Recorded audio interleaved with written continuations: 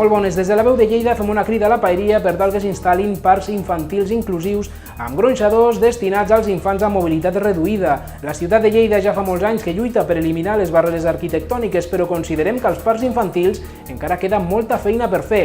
No ens estem referint a crear zones d'oci infantil dedicades únicament i exclusivament als infants amb discapacitats motrius, sinó tot el contrari. El que volem és parcs infantils inclusius, on puguin jugar infants amb discapacitat i infants sense discapacitat, però per això cal instal·lar els equipaments pertinents, com ara gronxadors adaptats perquè tots els nens de la ciutat puguin gaudir, jugar i relacionar-se als espais i places de la ciutat. Això és tot, fem una crida des d'aquí a l'Ajuntament i espero que satisfaci les necessitats d'aquestes famílies i més concretament dels infants. Entre tots ho aconseguirem. Això és tot, gràcies per la vostra atenció, fins aviat.